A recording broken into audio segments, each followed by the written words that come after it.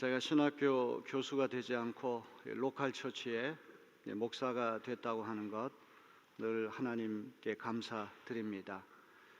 제 전공이 조직신학이라고 하는 것입니다. 철학적 신학, 굉장히 사변적이고 이론적인 그런 신학입니다. 제가 개교회에 목회를 하지 않았다고 한다면 딱딱하고 이론적인 신학 서적만 붙들고 있었을 텐데, 설교를 해야 되기 때문에 성경을 연구하고 또 묵상하지 않을 수 없습니다. 생각해 보니 이런 것도 다 하나님의 은혜고 축복인 줄로 믿습니다. 성경에 우리의 질문과 대답이 다 들어가 있기 때문에 진리와 생명과 구원이 고스란히 다 들어가 있기 때문에 우리가 죽을 때까지 성경 말씀을 늘 가까이 하고 또 그 말씀에서 영혼의 양식을 얻는 우리 모두가 되어야 하겠습니다. 제가 오늘 기도할 때도 그런 기도를 올렸지만 참 세상이 힘듭니다. 하루하루 살아가는 것이 얼마나 어려운지 알 수 없습니다. 세상에 쉬운 것은 하나도 없습니다. 다 여러분들이 고단한 그런 인생을 살아가시는데, 오늘 주님 앞에 드리는 이 예배 시간만이라도 천국을 미리 맛보는 그런 시간이 되기를 바랍니다. 예배당에 오셔서도 여전히 세상에 있었던 것을 걱정하고 또 예배 끝난 다음에 일어날 일을 미리 걱정한다면 그것은 참 어리석은 일입니다. 비행기를 탔으면 무거운 짐을 다 내려놓고 목적지까지 편안하게 가는 것이 제일 좋습니다. 여러분, 어떤 수고하고 무거운 짐이 있다고 할지라도 다 주님 앞에 내려놓고 주님이 주시는 평강이 우리 가운데 있게 되기를 주님의 이름으로 기원합니다. 예배 드리는 이 시간만이라도 천국을 미리 맛봐야지, 예배 시간마저도 우중충하고 걱정이 가득하고 미래에 대한 불안감이 있다고 한다면 우리 신앙생활이 크게 잘못됐다고 저는 생각합니다. 오늘도 제가 하나님 말씀을 열심히 연구하여 묵상하여 풀어드릴 때 제가 기도하는 것은 이 말씀이 귀에 쏙쏙 들어와서 마음밭에 잘 심겨지는 역사가 일어나는 것입니다. 대단히 어려운 말씀을 어떻게 하면 알기 쉽게, 이해하기 쉽게 그렇게 전달할 수 있을까? 저에게 주어진 과제입니다. 최대한 제가 쉽게 말씀을 전하려고 하는데, 여러분이 마음의 문을 열고 귀를 쫑긋 세우고 경청하셔서 큰 깨달음을 얻는 시간 되기를 바랍니다. 자, 마가복음 2장 1절로부터 12절 말씀 읽었는데, 예수께서 가버나움의 한 집에 들어가셨어요.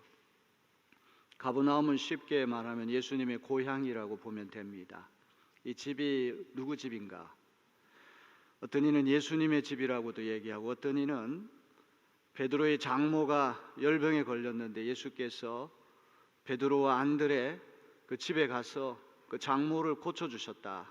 그래서 베드로의 집일 것이다, 이렇게 추측하는 이도 있습니다. 어떤 경우든지 간에 집에서 하나님 말씀을 가르치시는데 사람들이 구름대같이 벌떼같이 몰려드는 것입니다. 문전성시라고 하는 말이 아주 정확한 말이에요. 그 예수님 집 문 바깥까지 사람들이 쇄도해서 입추의 여지가 없어요. 입추라고 하는 말은 송곳 하나 세울 그런 여유가 없다는 그런 말이죠. 이렇게 많은 이들이 쇄도해서 운집한 가운데 5사람이 나타납니다. 중풍병자가 들것에 실렸는데 그 뇌귀퉁이를 4사람이 붙잡고 예수님께 나왔어요. 중풍이라고 하는 건 참 고약한 겁니다. 제 누님 중에 한 분이 아주 오래전에 중풍이 찾아왔습니다. 정확하게 반신이 마비가 됐습니다. 참 신기합니다. 어떻게 딱 어떤 자로 재듯이 딱 반신이, 정확하게 절반이 마비가 되는 거예요. 우리 매형이 누님을 업고 조선 팔도를 다 다니면서 용하다는 의사, 좋다는 약을 다 썼습니다. 그러다가 누님의 말대로 한다면 금침을 맞고는 씻은 듯이 마비 증세가 풀려나고 치유함을 받게 됐어요. 누나가 하는 말이 매형이 자기를 고쳤다는 거예요. 중풍병자는 아마 이게 본문에 등장하는 중풍병자는 전신 마비가 됐기 때문에 홀로 움직일 수가 없습니다. 그래서 침상에 들것에 실렸는데 네 사람이 네 귀퉁이를 붙들고 예수님께 나와왔어요. 자, 이 네 사람과 중풍병자의 관계가 어떤 관계인지 성경은 특정을 하지 않아요. 이상하게도 성경은 이런 이야기가 있을 때 구체적으로, 우리는 궁금하기 때문에 네 사람이 환자의 친구일 것이다, 가족일 것이다, 친척일 것이다, 구체적으로 특정하기를 바라는데 성경은 이 일에 대해서 입을 다뭅니다. 이것이 성경의 묘미라고 저는 생각합니다.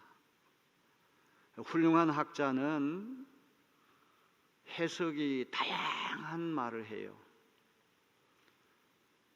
그냥 아침에 생각해도 그거고 점심에 생각해도 그거고 10년 전에 생각해도 그거인 그런 말이 아니라 아침에 읽으면 이렇게 느껴지고 점심에 읽으면 저렇게 해석이 되고 저녁에 읽으면 또 달리 해석되는 오픈 파서빌리티, 열려진 가능성, 이 성경의 묘미입니다. 특정하지 않기 때문에 우리가 상상력을 자극해서 읽을 수가 있어요. 도대체 네 사람은 이 환자와 어떤 관계이기에 그 환자를 들것에 실어가지고 예수님께 왔을까? 가족일까? 친구일까? 친척일까? 또 예수님께 가자고 먼저 제안한 사람은 환자일까? 네 명이 다 그랬을까? 네 명 중에 한 사람이 그랬을까? 이것도 궁금해요. 모든 가능성이 다 열려져 있습니다. 어쨌거나 5명이 환자를 들것에 싣고 예수님께 나왔는데 가는 날이 장날이라고 문전성시를 이룬 거예요. 얼마나 사람들이 구름대같이 몰려들었든지 정상적으로 들것을 방 안으로 가져갈 수가 없게 됐어요. 몸이 건강하고 민첩한 사람도 이렇게 사람이 많을 때는 그 틈새를 뚫고 방으로 진입하는 것이 거의 불가능하거든요. 이런 일이 있게 되면은 대개는 포기합니다. 다음에 오지, 날 좋은 날 잡아가 다시 오지, 이렇게 생각할 터인데 이 5명 그렇게 하지 않았다는 것입니다. 우리 마가복음 2장 4절을 다 같이 읽습니다. 한 사람도 예외 없이 소리를 내서 다 같이 읽겠습니다. 무리 때문에 예수께로 데리고 갈 수 없어서 예수가 계신 곳 위에 지붕을 걷어내고 구멍을 뚫어서 중풍병 환자가 누워있는 자리를 달아 내렸다. 예수님께 좀 나아가서 예수님 만나고 싶고 예수님 도움을 요청하고 싶은데 꼭 장애물이 생기거든요. 여기도 무리 때문에, 사람들 때문에 환자를 고칠 수 있는 기회가 사라질 뻔한 것이죠.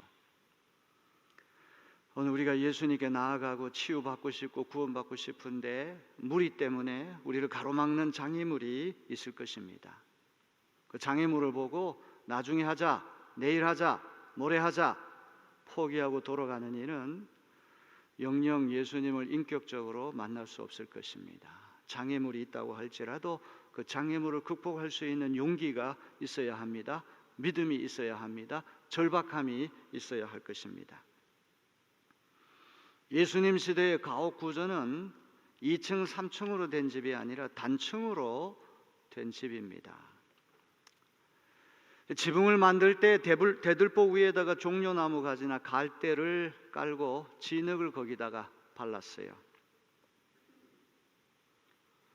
사람들이 환자를 중앙에다가 딱 눕혀놓고는 네 귀퉁이를 잡고 지붕으로 올라가려고 그러면 5사람이 다 협조해야 돼요. 일치가 돼야 돼요.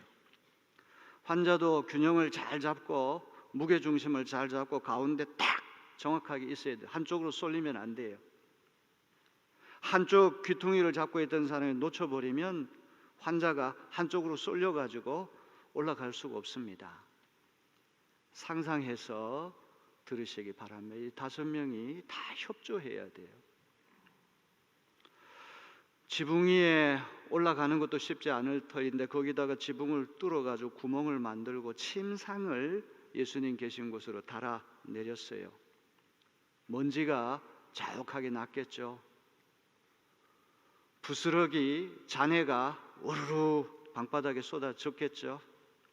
말씀을 전하시던 예수님과 말씀을 듣던 무리가 깜짝 놀랐을 거예요. 대단히 민폐를 끼치는 일입니다. 굉장히 번거로운 일이에요. 왜 이 5명은 이런 행동을 했을까요? 그 집안 사람들에게 굉장히 결례가 되는 그런 일을 한 겁니다. 지붕 올라가 가지고 지붕 뚫고 침상 밑으로 달아내리자, 이거를 환자가 얘기했나요? 제안을 환자가 했을까요? 4명이 묘안을 만들었을까요? 넷 중에 지도자급에 있는 이가 이런 제안을 했을까요? 그것도 궁금한 대목이에요. 어쨌거나 누가 먼저 제안을 했든지 간에 5명이 협조하지 않고는 이 일이 일어날 수 없는 거예요. 자, 한창 말씀을 전하는데 이런 일이 일어났습니다. 우리는 지금 천장이 엄청 높아요. 천장이 좀 낮은 단층 교회에서 한창 제가 말씀을 전하는데 5명이 지붕 뚫고 들것을 내리면 다 깜짝 놀랄 거 아닙니까? 한번 상상해서 들어보시기 바랍니다. 자, 5절을 다 같이 읽습니다. 소리 내서 다 같이 읽습니다. 예수께서는 그들의 믿음을 보시고 중풍병 환자에게 이 사람아 뇌 죄가 용서받았다 하고 말씀하셨다. 예수님께서 그들의 믿음을 먼저 보셨어요. 단수가 아닙니다. 그들이라고 하는 사람들은 4사람을 말할까요? 아니면 환자까지 합쳐가지고 5명을 말할까요?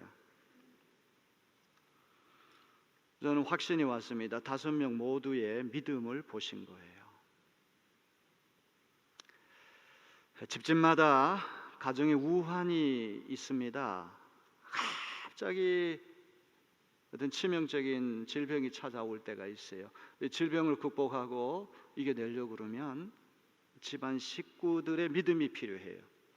환자는 물론이고, 남편이 몸이 아프면 남편 한 사람의 믿음뿐만 아니라 아내와 자식들의 믿음, 모든 이들의 믿음이 있어야 됩니다. 그럴 때 치유는 더 신속하고도 온전하게 일어나게 될 것입니다. 여기 환자를 고치려고 4명이 그 불편을 감수하고 뇌 기퉁이에 그 들것을 잡고 예수님께 왔고, 무리 때문에 포기할 뻔했는데 야, 이런 기회 우리 놓치면 안 된다. 무슨 수를 써서라도 예수님께 우리 가야 된다. 지붕을 뚫고 침상을 달아내리는 그 절박성이 있잖아요. 이 절박성은 어디에서 옵니까? 예수님이라면 이 중풍병자 고칠 수 있다는 믿음이 있기 때문에 절박한 거죠. 오늘 여러분에게도 믿음이 있다면 절박함이 생길 줄로 믿습니다. 바라기는 여러분 세상을 떠나기 전에 다 예수 믿고 구원받는 체험이 있어지기를 주님의 이름으로 기원합니다. 세상에서 가장 먼 여행은 머리에서 가슴으로 가는 여행이라고 그러잖아요. 그 천재적인 오거스틴이 머리에서 가슴으로 가는데 수십 년이 걸렸거든요. 이게 불과 30cm도 안 되는데, 신앙은 지적 승인이 아니에요. 옳다, 지식으로 끄떡끄떡거리는 것 신앙이 아니라 마음으로 깨달아지고 믿어지는 거예요. 그런 믿음이 있을 때 절박해지는 것이죠. 그런 믿음이 있을 때 포기하지 않게 되는 것이죠. 이게 5명이 다 믿음이 있었기 때문에 예수님 그들의 믿음을 보시고 감동을 받으셨어요.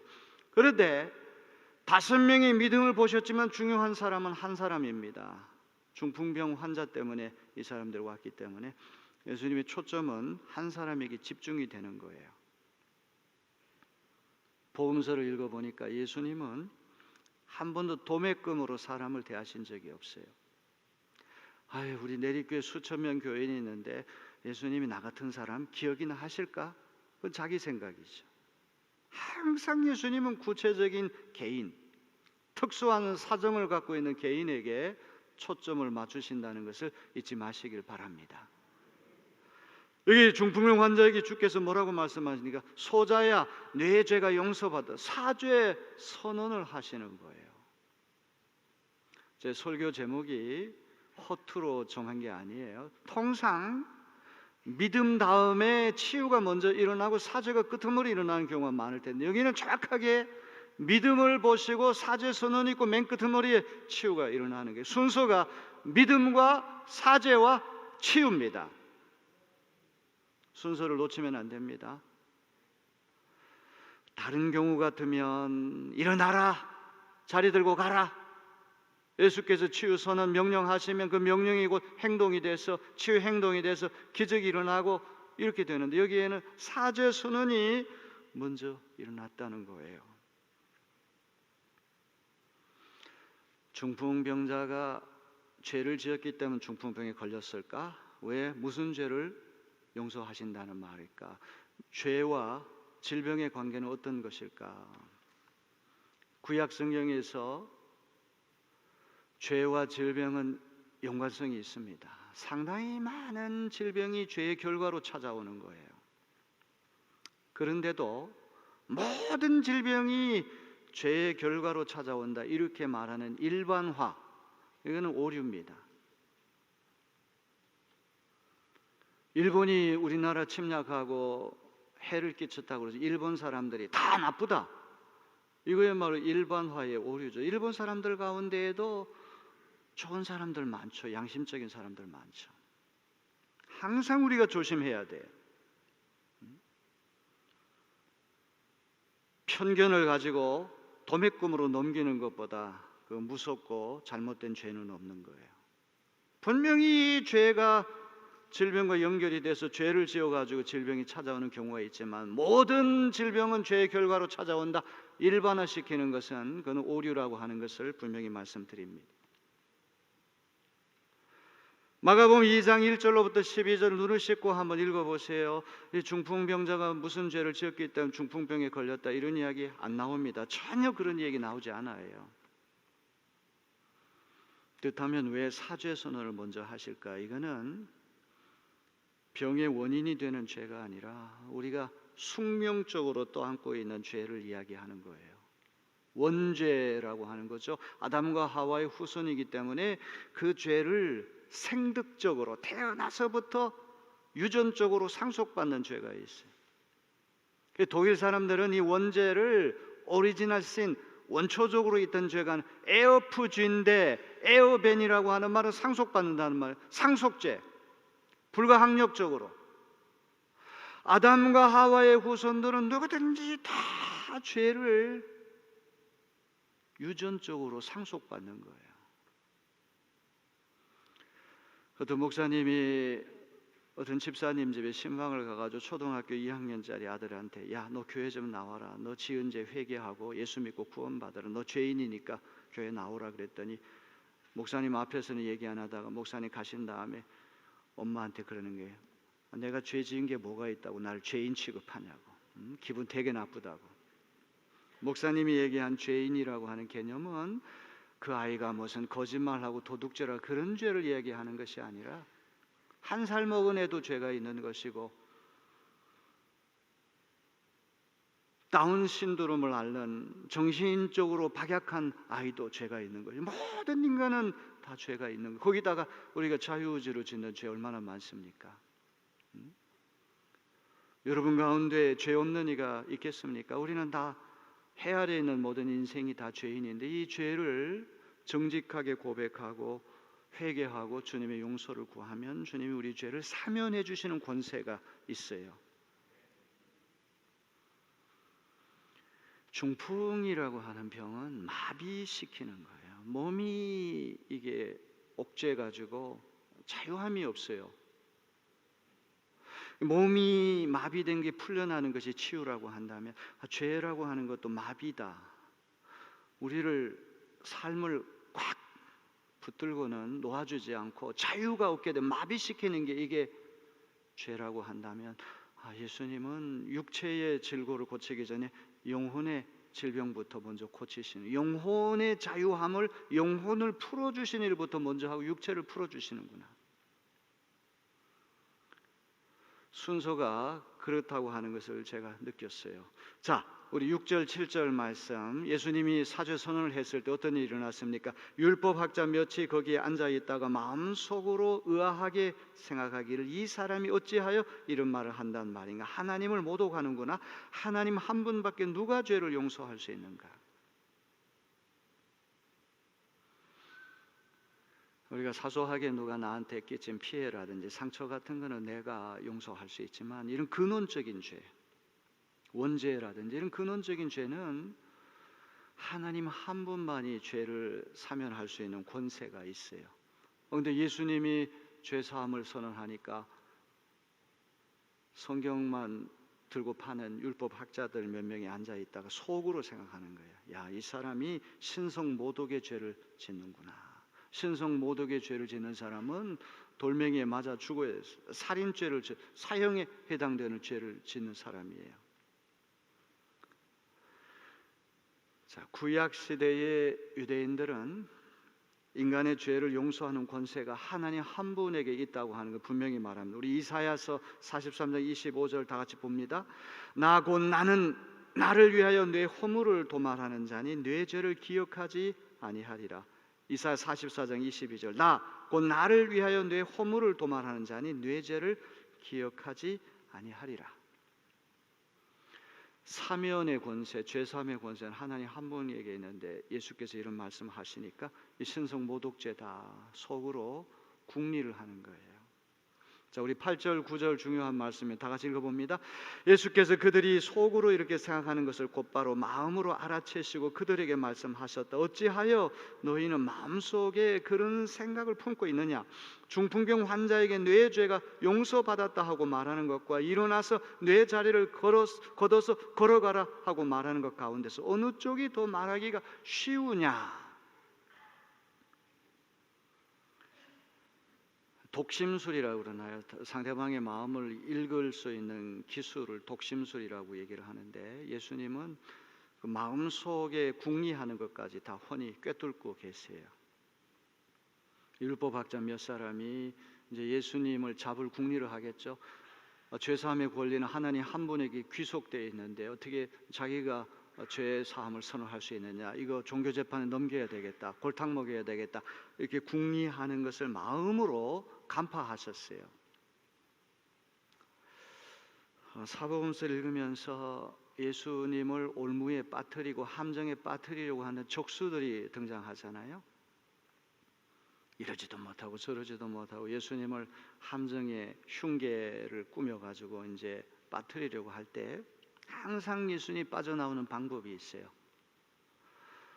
우리는 무슨 질문을 던지면 덜컥덜컥 그냥 단순하게 대답을 해버리는데 예수님 그렇게 안 하세요. 흉계를 꾸미는 이에게 먼저 질문을 던지세요. 반문을 하세요. 상대편이 지금 어떤 일을, 어떤 궁리를 하고 있는가를 스스로 깨닫게 하시려고 하는 것이죠. 여러분도 주님의 지혜를 배울 수 있게 되기를 주님의 이름으로 기원합니다. 세상이 흉흉하니까 아주 못된 사람은 항상 녹음기 차고 와가지고 살살 격동시켜가지고 다 함정에 빠뜨리고 그런 경우들이 얼마나 많은지 몰라요. 여러분 거기에 넘어가지 마시길 바랍니다. 지혜가 있어야 돼요. 분별력이 있어야 돼요. 영적인 통찰력이 우리에게 있어야 됩니다. 자, 예수님이 뭐라고 질문하십니까? 너의 죄가 용서받았다고 말하는 것과 너의 병이 고침받았다고 하는 것 두 말 중에 어떤 말이 더 쉽냐? 예수께서 말씀하셨어요. 상당히 어려운 얘기더라고요. 너의 죄를 용서받았다고 하는 말과 너의 병이 고침받았다고 하는 말 두 말 중에 어떤 말이 더 쉽냐는 거예요. 제가 아무리 생각해봐도 두 가지가 다 어려워요. 왜? 죄사함이라고 하는 하나님 한 분만이 할 수 있는 건데 그 상당히 어려운 겁니다. 또 질병이 나았다고 하는 이야기 안 나오면 어떡합니까? 말은 했는데 안 나오면 어떡합니까?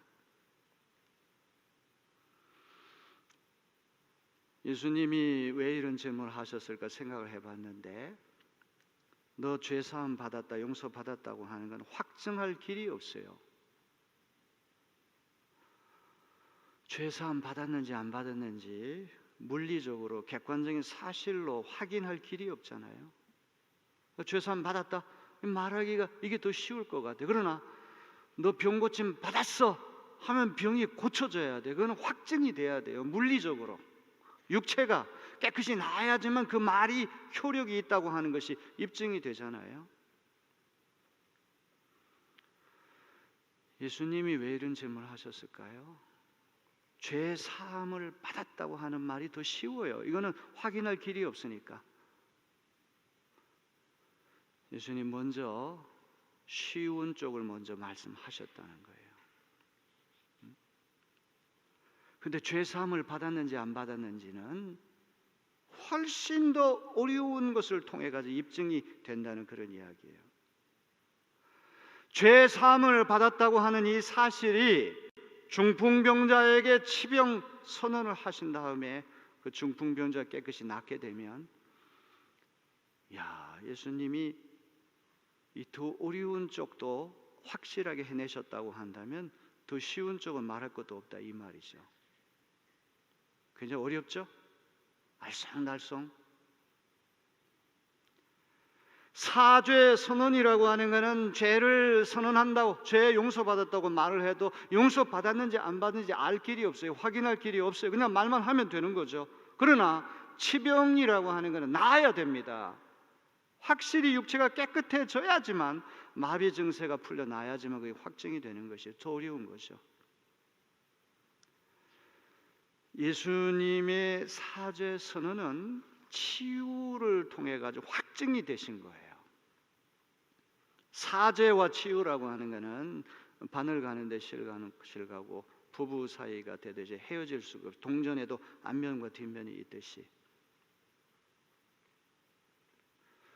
너의 죄를 용서받았다고 하는 이 사실이 더 어려운 쪽인 중풍병이 낫는 것을 통해 가지고 확실하게 입증이 되고 확인이 된다는 그런 이야기입니다.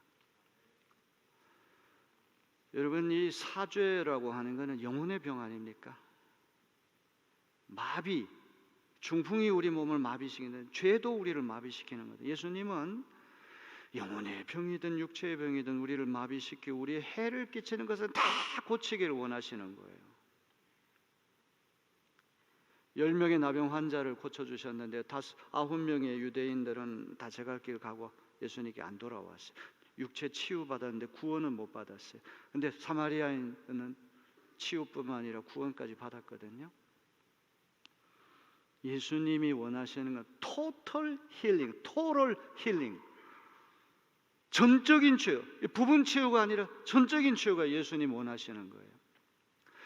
아무리 우리가 육신의 질고를 고침받았다고 할지라도 영혼의 죄사함을 받지 못하고 구원받지 못한다면 그것은 구원, 전인격적인 치유가 일어난 것이 아니란 말이에요.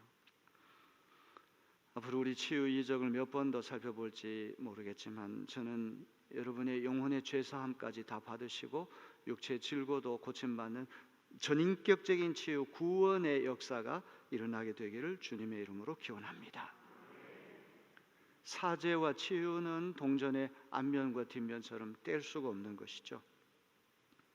하늘에 계신 하나님을 대신해서 예수님은 인자라고 하는 말은 다니엘서 7장 14절에 메시아를 가리키는 말인데, 하늘의 하나님을 대신한 땅에 있는 인자 예수님이 하나님을 대신해서 대리해서 죄를 사면할 수 있는 권세가 있다는 그런 이야기입니다.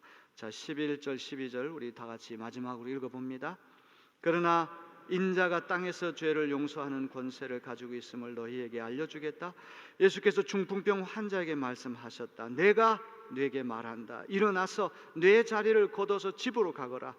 그러자 중풍병 환자가 일어나 곧바로 모든 사람이 보는 앞에서 자리를 걷어서 나갔다. 치유 이적에서 공통점은 예수님이 먼저 기도 안 하시거든요. 우리는 기도해야 됩니다. 왜냐하면 우리가 치유를 일으키는 사람이 아니기 때문에. 우리를 통해 가지고 우리는 수단입니다. 우리는 도구입니다. 옛날 권사님이나 전도사님이나 목사님 가운데 신유 은사가 특별하다는 그런 분들이 있는데, 이런 분들이 교만해져 가지고 마치 신유가 자기 아니면 안 된다고 착각하는 거, 그거 엄청 잘못된 죄예요. 하나님이 우리를 통해 치유를 일으키신다고 할지라도 우리는 치유의 주체가 아닙니다. 치유자가 아니고 우리는 도구예요. 항상 겸손하게 무릎 꿇고 기도해야 됩니다. 근데 예수님은 기도하실 필요가 없어요. 왜? 치병할 수 있는 권세와 능력이 주님께 있기 때문에 그런 거예요. 엑수시아, authority라고 하는 말, 아주 중요한 말이에요. 파워. 병을 고칠 수 있는 권세와 능력이 주님께 있기 때문에 주님은 말씀을 하십니다. 명령하십니다. 그러면 그 명령은 그냥 말이 아니라 말이 곧 행동이 되는 것이죠. 선언이 곧 치유 행동이 되는 것이죠. 제가 한번 애화를 들었잖아요. 교통순경이 제복을 입고 오토바이를 타고 경광등을 반짝반짝거리면서 내 뒤를 따라오면 차를 멈춰야 됩니다. 유리창 내리라 그러면 유리창 내려야 되고, 창문 내리면 창문 내리고, 면허증 제시해야 됩니다.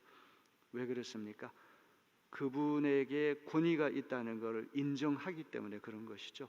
당연히 저분은 그런 권세가 있다고 하는 걸 인정할 뻔 믿는 거예요. 그런데 제가 따라가가지고 차 멈춰라 그러면 멈춥니까? 저에게 그런 권위가 없기 때문에 그렇게 안 하는 것이죠. 오늘 우리가 믿음으로 예수님의 권위를 인정하시고 순복하는 분들이 되시기를 주님의 이름으로 기원합니다. 믿음을 보셨어요. 한 사람의 믿음이 아니라 5사람의 믿음을 보셨어요. 오늘 여러분 집안에 우환이 있습니까? 온 가족이 똘똘 뭉치기를 주님의 이름으로 기원합니다. 다 일가족의 믿음을 간직하고 절박함을 가지고 주님께 나아가시길 바랍니다. 그 다음에 우리 주님은 우리의 육신의 즐겁뿐만 아니라 영혼의 즐겁까지 고치기를 원하신다. 사죄 선언이 먼저 일어나고 육신의 치유가 일어났다는 그 순서를 잘 기억하시길 바랍니다. 죄와 질병이 어느 정도까지 연결됩니까? 어떤 종류의 죄를 지어야지만, 어느 정도의 죄를 지어야지만 어떤 형태의 어떤 종류의 질병에 걸립니까? 굉장히 어려운 질문이면서 대답하기 쉽지가 않아요.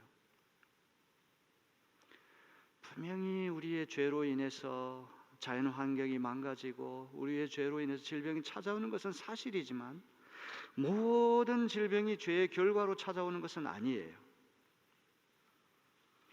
여기 본문에 등장하는 중풍병자도 죄를 지어서 중풍병에 걸렸다는 단서를 찾을 수 없습니다. 그러므로 예수께서 그를 용서하신다고 하는 이 말씀은 근원적인 죄를 이야기할 거예요. 하나님과의 관계가 단절되고 자기가 자기 인생의 주인이 돼서 살려고 했던 그 원죄 같은 근원적인 죄를 이야기할 거예요. 영혼의 죄든 육신의 죄든 그 죄로 인하여 우리가 자유함이 없고 마비되는 이거 풀려나야 됩니다. 예수님이 원하시는 치유는 부분 치유가 아니라 전적인 치유라고 하는 것을 기억하시고, 육신의 질고는 고침받았는데 영혼의 죄사함 받지 못했어요. 질고는 고침 못 받아도 영혼의 죄사함 받아서 구원을 받는다. 이게 더 나을 거예요. 가장 좋은 길은 죄사함도 받고 치유도 받고 전인격적인 치유, 구원을 경험할 수 있게 되기를 주님의 이름으로 기원합니다.